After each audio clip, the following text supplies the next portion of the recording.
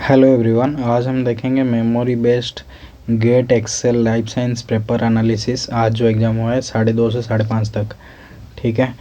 Question था डेस्मोसोम के ऊपर। डेस्मोसोम क्या होता है? मेनली जो सेल्स होते हैं उनके साइटोस्केलेटन के साथ कनेक्ट करता है। यहाँ पे साइटोस्केलेटन है सेल के अंदर, उसको कनेक्ट करता है डेस्मोसोम। ये मेनली एपिडर्मिस एंड हार्ट के सेल में ज़्यादा प्रेजेंट होते हैं। ठीक है। रेगुलेशन ऑफ ट्रिप्टोफैन ऑपेरॉन के ऊपर क्वेश्चन आया था। ट्रिप्टोफैन ऑपेरॉन अगर मीडियम में ट्रिप्टोफैन ज़्यादा होता है उसमें क्या होगा? ऑपेरॉन ऑफ हो जाएगा, स्विच ऑफ हो जाएगा। स्विच ऑफ मतलब जो ट्रिप्टोफैन रिप्रेसर है, ठीक है, ट्रिप्टोफैन रिप्रेसर जाके बाइंड करेगा ऑपरेटर रीजन पे एंड एमआरएनए को, सॉरी एमआरएनए बोल रहा हूँ, आरएनए पॉलीमरेज को मूव नहीं होने देगा। इसके वजह से ट्रिप्टोफैन ऑपेरॉन स्विच ऑफ हो जाएगा। ठीक है। Segmented body in phylum. Segmented body in phylum मतलब किस में होता है? मेनली एनिलिडा में होता है। कौन से फाइलम में सेगमेंटेड बॉडी दिखा जाता है? एनिलिडा में होता है। कॉम्पिटिटिव इनहिबिटर के ऊपर क्वेश्चन आया था, जो एंजाइम काइनेटिक्स में है, बायोकेमिस्ट्री का पार्ट है। यहाँ पे क्वेश्चन आया था कि केएम के ऊपर क्या इफेक्ट होता है, केएम और वीमैक्स के ऊपर। ठीक है। केएम बढ़ जाता है, कॉम्पिटिटिव इनहिबिटर में केएम बढ़ जाता है एंड वीमैक्स के ऊपर कोई फर्क नहीं पड़ता। मेम्ब्रेन पोटेंशियल कितना होता है? Resting membrane potential 70 millivolt -70 millivolt होता है। एक्शन पोटेंशियल होता है +30 मिलीवोल्ट। ठीक है। कौन कौन से चैनल ओपन होता है? Na+ चैनल, K+ चैनल, ठीक है, ये सब ओपन होता है। Na+ चैनल ओपन होता है during depolarisation and K+ channel open होता है ड्यूरिंग रीपोलराइजेशन। ठीक है। उसके बाद रेप्लिकेशन डीएनए के ऊपर क्वेश्चन आया था। डीएनए रेप्लिकेशन के ऊपर 2 क्वेश्चन आए थे। अगर एग्जैक्ट क्वेश्चन पता हो तो प्लीज़ कमेंट में बताइए। वैलिन के ऊपर क्वेश्चन आया था केमिस्ट्री में। फ्लैजेला एंड फेम्ब्रे के ऊपर क्वेश्चन आया था। फेम्ब्रे जो है वो भी मोटिलिटी में हेल्प करता है एज फ्लैजेला। ठीक है। बैक्टीरिया एंड डिजीजेस को मैचिंग क्वेश्चन आया था। पेंसिलिन के ऊपर क्वेश्चन आया था। और एक क्वेश्चन आया था which is the most sensitive immuno एसे।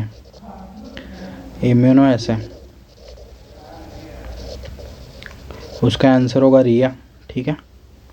रिया होता है रेडियो इम्यूनो एसे। वहाँ पे एक एंटीबॉडी फिक्स किया जाता है जो रेडियो लेबल्ड होते हैं। ठीक है। एंड उसके बाद एंटीजन दिया जाता है उसको बाइंड करने के लिए। अगर एंटीजन बाइंडिंग ज़्यादा होगा तो ज़्यादा रेडियो एक्टिविटी दिखेगा। ठीक है। एंड एंटीजन बाइंडिंग अगर कम होता है तो कम रेडियो एक्टिविटी दिखेगा। ठीक है। टीबी डॉट्स का फुल फॉर्म पूछा था, जो है directly observe therapy short course. ठीक है। बैक्टीरियल कल्चर के ऊपर क्वेश्चन पूछा था। और क्या पूछा था? प्रोबेबिलिटी ऑफ इंडिपेंडेंट असॉर्टमेंट पूछा था। अगर 2 होमोलोगस जीन होते हैं, ठीक है, 2 होमोलोगस जीन होते हैं और ये 2 होमोलोगस जीन डिफरेंट स्पेसिस में होते हैं। ठीक है। डिफरेंट स्पेसिस में होते हैं तो ये इनको क्या बोला जाता है? उसको बोलते हैं ऑर्थोलॉग। एमएचसी के ऊपर क्वेश्चन आया था, मेजर हिस्टोकम्पैटिबिलिटी कॉम्प्लेक्स। एमएचसी में कौन सा क्लेफ्ट बाइंडिंग क्लेफ्ट होता है? ठीक, पेप्टाइड बाइंडिंग क्लेफ्ट कौन सा होता है? आंसर होगा α1 α2। कौन सा एमएचसी? आंसर ये होगा, लेकिन कौन सा एमएचसी है वो कंफर्म करना है मुझे कमेंट बॉक्स में। यॉक्सैक कहाँ से प्रोड्यूस होता है? एक्चुअली प्राइमरी एंडोडर्म से। ठीक है। जिंक के ऊपर कुछ क्वेश्चन आया था, जिसको भी पता हो प्लीज़ कमेंट में बताइए। रेस्ट्रिक्शन एंडोन्यूक्लियस हिंद 3 के ऊपर क्वेश्चन आया था। ठीक है। एंटीबॉडी के ऊपर क्वेश्चन आया था। गाइड आरएनए के ऊपर क्वेश्चन आया था। ये साइलेंसिंग एमआरएनए है, साइलेंसिंग आरएनए है। ठीक है। आरएनए साइलेंसिंग में यूज होता है। स्पेसिएशन के ऊपर क्वेश्चन आया था एंड क्रोमेटोग्राफी के ऊपर क्वेश्चन आया था। इतना मेमोरी बेस्ड क्वेश्चन है। तुम क्वेश्चंस कमेंट में पूछो, एग्जैक्टली कमेंट में क्वेश्चन लिखो, एग्जैक्ट क्वेश्चन क्या आया था, तब एक दूसरी वीडियो में बनाऊंगा उसको आंसर के लिए। ठीक है। फुल पेपर एनालाइज तब करेंगे। इजी या डिफिकल्ट था? जनरल एप्टीट्यूड इजी था और डिफ़िकल्ट क्या था इसमें? केमिस्ट्री मॉडरेट था प्रीवियस ईयर के हिसाब से एंड ऑप्शनल इजी थे प्रीवियस ईयर के हिसाब से। तो कट ऑफ थोड़ा सा हाई जाने वाला है। प्रीवियसली हम ये प्रीवियस ईयर का जो कट ऑफ है उसको देख लेते हैं। 2024 का कट ऑफ ये है 29.3 जनरल, 26.3 ओबीसी, 19.5 है SC ST PWD। ये 2023 का है, 22 का है, 21 का है, ठीक है।